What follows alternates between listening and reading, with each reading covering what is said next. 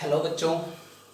बेटा last time हमने refraction, Snell's law और रिफ्रैक्टिव इंडेक्स इनके बारे में पढ़ा था। आज जो हम लोग पढ़ेंगे वो पढ़ेंगे refraction through a glass slab. एक ग्लास स्लैब से किस प्रकार से रिफ्रैक्ट करती है रेज ऑफ लाइट को। तो टॉपिक जो है हमारा that is refraction through a glass slab. एक ग्लास स्लैब है जिससे रिफ्रैक्शन आप लोगों को करवाना है। तो कंसिडर किया मैंने, ये देखिए there is a glass slab, ये आपने कंसिडर की, जिसकी थिकनेस हमें बताई गई है T is the thickness. Bar shaped होती है, जैसे ईंट देखी होगी ना, उसी शेप की एक ग्लास स्लैब होती है, रेक्टेंगुलर बार शेप्ड। तो देखिए सबसे पहले there is a ray of light incident of the on the glass slab. Glass slab के ऊपर एक रे ऑफ लाइट है जो क्या है, इंसिडेंट है। ये कौन सी रे ऑफ लाइट है, ये है incident ray of light, incident ray. ठीक है, मैंने क्या करना है कि ये जो पॉइंट आपका आया है यहाँ पर, जो पॉइंट है ये है पॉइंट ऑफ इंसिडेंस।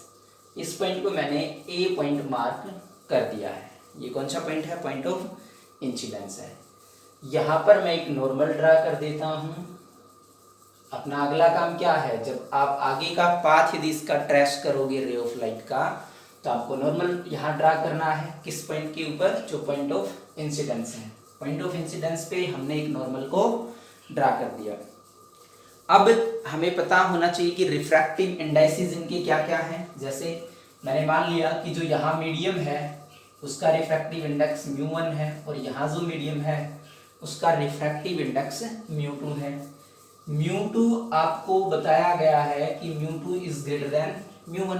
भाई दोनों में से कोई तो एक चीज होगी, या तो μ1 बड़ा होगा μ2 से, या μ2 बड़ा होगा μ1 से। यदि दोनों का रिफ्रैक्टिव इंडेक्स सेम हुआ, क्या होगा यदि दोनों का रिफ्रैक्टिव इंडेक्स सेम हो, तो जब दोनों का रिफ्रैक्टिव इंडेक्स सेम होगा तो मतलब दोनों मीडियम में लाइट की स्पीड क्या है, इक्वल है। और लाइट की स्पीड यदि इक्वल है तो फिर रिफ्रैक्शन होगा ही नहीं। कंडीशंस फॉर नो रिफ्रैक्शन के केस में ये चीज आती है कि यदि दोनों मीडियम का रिफ्रैक्टिव इंडेक्स बराबर है, ना कोई रेयर है ना कोई डेंसर है, तो फिर रिफ्रैक्शन नहीं होगा। अब μ2 ज्यादा है तो इसका मतलब ये डेंसर मीडियम हुआ, और ये कौन सा मीडियम हो गया है, ये रेयर मीडियम हो गया है। चलिए यहां देखिए ये इंसिडेंट रे थी, ये नॉर्मल आप लोगों ने ड्रा किया, नॉर्मल को मैंने मार्क कर दिया, n1 से मैं उसको रिप्रेजेंट करता हूं नॉर्मल को। अब रे ऑफ लाइट जाती है rare medium to denser medium, और जब ray of light rare medium to denser medium जाए तो वो किधर बेंड हो जाएगी, वो होगी टुवार्ड्स द नॉर्मल, वो नॉर्मल की तरफ बेंड होगी। ये मैंने उसको नॉर्मल की तरफ बेंड कर दिया।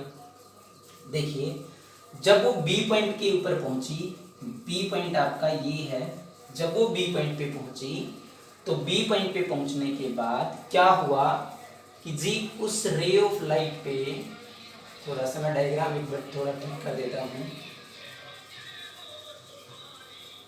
ठीक है, जब वो बी पॉइंट पे पहुंची तो बी पॉइंट के बाद यहाँ देखिए, यहाँ रिफ्रैक्टिव इंडेक्स कितना है, μ1। भाई जिस मीडियम में रखी है μ1 μ2, फिर से ग्लास स्लैब के बाहर निकलेगी वो, तो उसका मीडियम चेंज होगा, और जब मीडियम चेंज होगा तो फिर रिफ्रैक्शन होगा।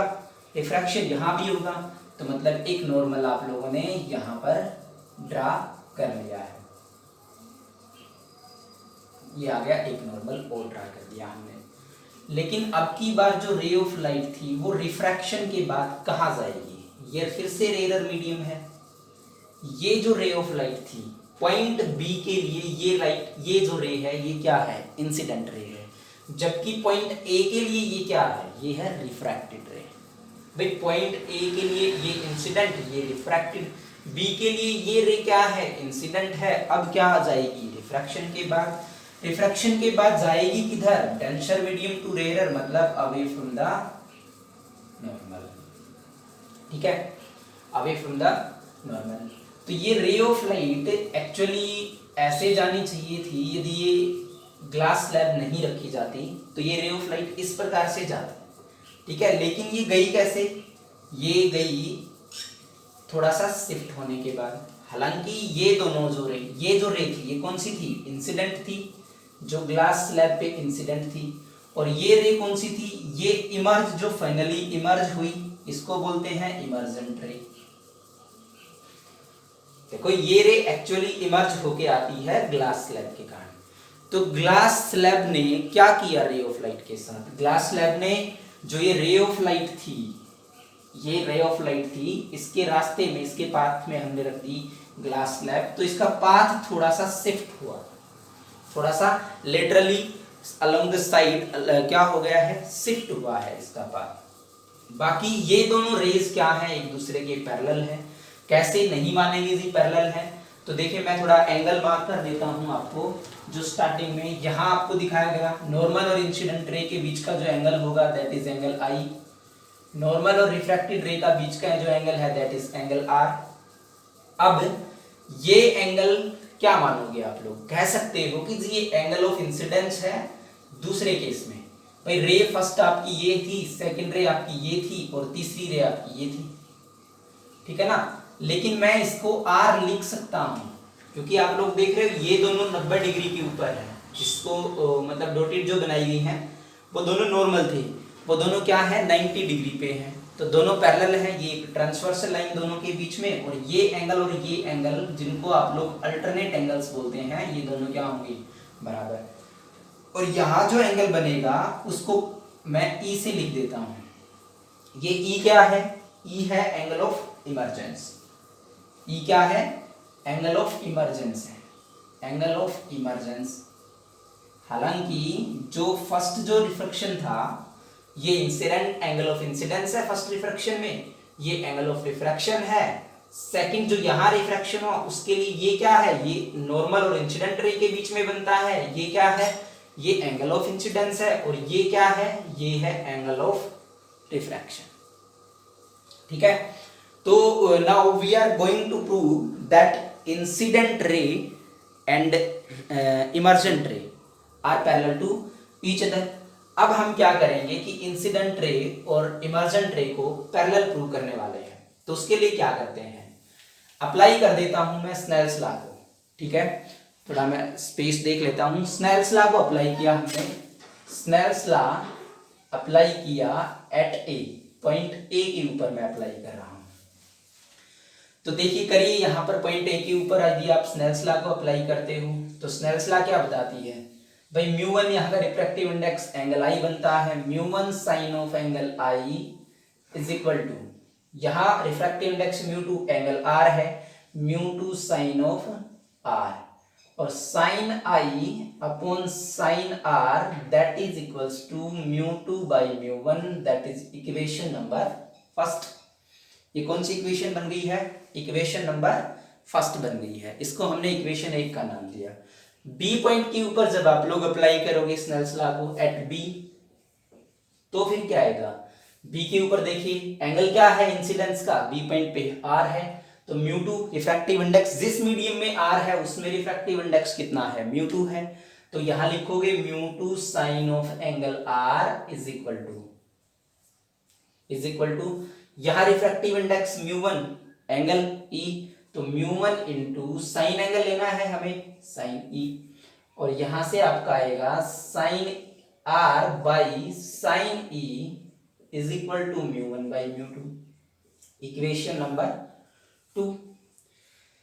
दो इक्वेशन आपने बना ली है। कैसे बनाई इक्वेशंस, हमने बनाई है किसकी मदद से, इक्वेशंस बनी हमारी स्नेल्स लॉ को अप्लाई किया जिसकी मदद से आपके पास इक्वेशन बन चुकी है। नाउ मल्टीप्लाई 1 एंड 2, आपने क्या किया, मल्टीप्लाई कर दिया इक्वेशन 1 को 2 से मल्टीप्लाई किया। साइन एंगल ऑफ, मल्टीप्लाई कैसे करेंगे, LHS को LHS से मल्टीप्लाई करो, इसकी LHS sine I by sine R, इसका कितना है sine R by sine E, और RHS को मल्टीप्लाई कर दो RHS से, म्यू2 बाई म्यू1 इंटू म्यू1 बाई म्यू2 कैंसिल आउट करते हो तो आपका आ गया sine of I is equal to sine of E. Sine I की वैल्यू कितनी आई, साइन ई के बराबर। दैट इज, इसका मतलब क्या है, साइन आई ई के बराबर कब होगा, जब एंगल आई किसके बराबर होगा, एंगल ई के बराबर होगा। यदि एंगल आई बराबर है एंगल ई के, इसका मतलब ये दोनों रेज क्या है, पैरेलल होंगी, तभी तो ये एंगल्स बराबर हुए। ठीक है, तो एंगल आई ई के बराबर आ गया। This means that emergent ray is parallel to incident ray, क्योंकि एंगल ऑफ इंसिडेंस जो है वो बराबर है एंगल ऑफ इमर्जेंस के। That's why incident ray is parallel to emergent ray. तो ये था हमारा ग्लास स्लैब के थ्रू जब भी रे ऑफ लाइट रिफ्रैक्ट होती है तो वो, हालांकि जो इंसिडेंट रे थी, इमर्जेंट रे जो होती है वो हमेशा पैरेलल निकलेगी किसके, जो इंसिडेंट रे थी उसके, लेकिन थोड़ा लेटरली वो शिफ्ट हो जाती है, डिस्प्लेस हो जाती है, जिस पाथ से एक्चुअली में उसे जाना चाहिए था उस पाथ के अलोंग वो नहीं जा पाती और उससे थोड़ा सा शिफ्ट होके वो जाती है। अब आगे हम लोग निकाल सकते हैं कि जो लेटरल शिफ्ट है, यहाँ पर जो लेटरली शिफ्ट हुई, तो देखिए जो यहां से जानी थी ये यहां से गई, तो ये जो डिस्टेंस है, ये जो डिस्टेंस है, ये डिस्टेंस क्या है उसकी, लेटरल शिफ्ट, जिसको मैं क्या दिखा देता हूं, डी दिखा देता हूं। लेटरल शिफ्ट ये उसकी जो डिस्टेंस थी दैट इज डी, जिसको क्या बोला आपने, लेटरल शिफ्ट। वो आप लोग कैलकुलेट यहां से कर सकते हो, ये ही तो है लेटरल शिफ्ट। भाई पैरेलल है तो इक्विडिस्टेंट रहेगी यहां से, तो आगे तो हर जगह डिस्टेंस बराबर रहेगी। तो now we are going to find out this distance D. तो अब हम क्या करेंगे, ये डी डिस्टेंस निकालने की कोशिश करते हैं, और ये डी डिस्टेंस निकालने के लिए हम किसका यूज लेंगे, हम सिंपल जो हमारा मैथमेटिक्स होता है उसका हम इस्तेमाल करने वाले हैं। तो देखिए कैसे निकालेंगे हम लोग ये डी डिस्टेंस। सबसे पहले मैं फिर से एंगल्स को मार्क करूंगा, और एंगल जो होंगे इसमें वो कैसे निकालना है आपको, उसके लिए आप है शुरू से ही जो पॉइंट्स थे उनको यहां देखें एक बार। ये एंगल आपका आई है, देखिए जो ये आपको ब्लैक और एक रेड जो लाइन दिख रही है, एक ब्लैक और एक रेड लाइन जो दिख रही है, मैं जूम कर देता हूं इस पॉइंट को। कहने का मतलब मेरा ये है, ये आपका पॉइंट ए था, उसमें से कुछ ऐसे ऐसे है, और यहां आपको दिख रहा है ये ऐसा है ना, ये एंगल आई है, तो ये एंगल आपका कितना आएगा, नो डाउट आई ही होगा। मतलब ये जो कंप्लीट एंगल है, ये कंप्लीट एंगल यहां से देखिए, ये कंप्लीट एंगल किसके बराबर आएगा, आई के बराबर, इसमें कोई दो राय नहीं है।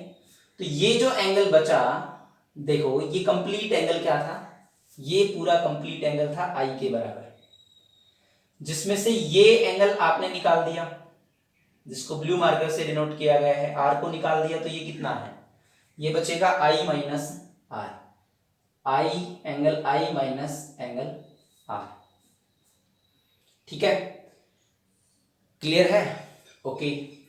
अब आपको डिस्टेंस चाहिए डी। इस पॉइंट को हमने कोई भी पॉइंट नाम दे दिया है, जैसे ये पॉइंट ए था, ये पॉइंट बी था, इसको हमने सी पॉइंट नाम दे दिया। तो now in triangle A B C, triangle A B C की तरफ आप लोग एक बार देखें। जब आप लोग ट्राइंगल ए बी सी को देखते हो तो आपको क्या लगेगा, ये परपेंडिकुलर है इसके ऊपर, ठीक है ना, पैरेलल रेज है तो परपेंडिकुलर ही देंगे हम दोनों के बीच की डिस्टेंस। ये परपेंडिकुलर है तो परपेंडिकुलर के सामने जो साइड होगी, परपेंडिकुलर के बिल्कुल सामने जो साइड हो जाएगी दैट इज हाइपोटेन्यूज, और ये एंगल है, एंगल के सामने परपेंडिकुलर, बच गई ये साइड क्या है, बेस। जो आपको ट्राइंगल यहां दिखाई दे रही है, उस ट्राइंगल के अंदर यदि आप लोग नोट करोगे तो 90 डिग्री के सामने जो साइड थी वो हाइपोटेन्यूज है, ये एंगल के सामने जो आई माइनस आर आपका जो एंगल था उसके सामने जो साइड है दैट इज परपेंडिकुलर, और बच गई तीसरी साइड क्या होगी, बेस। ठीक है, आपको निकालना क्या है, परपेंडिकुलर डी चाहिए ना हमें। लेटरल शिफ्ट जो थी उस लेटरल शिफ्ट को रिप्रेजेंट किससे किया गया है, वो स्मॉल डी से रिप्रेजेंट की गई है। तो हमें निकालना भी क्या है, फाइंड आउट क्या करना है, हमें लेटरल शिफ्ट डी को फाइंड आउट करना है। तो डी निकालना है मतलब परपेंडिकुलर आपको चाहिए, परपेंडिकुलर और आपने दूसरी साइड ले ली ए बी, जिसको बोला हाइपोटेन्यूज, मतलब डी बाई ए बी, ठीक है ना। Perpendicular upon hypotenuse, perpendicular upon hypotenuse, perpendicular क्या है, डी है, हाइपोटेन्यूज क्या था इसका, एच, जो ये लिखा गया ए बी है। परपेंडिकुलर अपॉन हाइपोटेन्यूज बराबर होता है साइन एंगल, एंगल कितना था आई माइनस आर, और डी आप लोगों ने निकाल लिया। मैं थोड़ा मिटा दूं, थोड़ा स्पेस की दिक्कत आएगी, यहां से हमारा काम हो चुका है। तो यहां देखिए, आपको डी चाहिए था, D is equal to A B sine of I minus R, आ गया। लेकिन सर क्या पता हमें ए बी कितना है, हमें तो गिवन क्या थी, ये थिकनेस गिवन थी। तो थोड़ा और इसको देखिए, ये नॉर्मल यहां तक आएगा तो ये भी एक ट्रायंगल बनेगी। ये मैंने n1 मार्क किया, ये n2 हो चुका था, n3 ये पॉइंट मैंने मार्क कर दिया है। In triangle, in triangle, triangle कौन सी, ए n3 और b, ए n3 और b ट्रायंगल बनती है, जिसमें ये एंगल कितना बन रहा है, 90 डिग्री का एंगल है।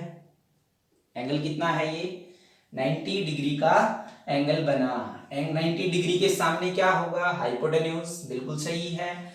और जो आर एंगल है उसके सामने क्या होगा, ये बी पॉइंट है, इसको बेस ना समझें, ये बी पॉइंट है।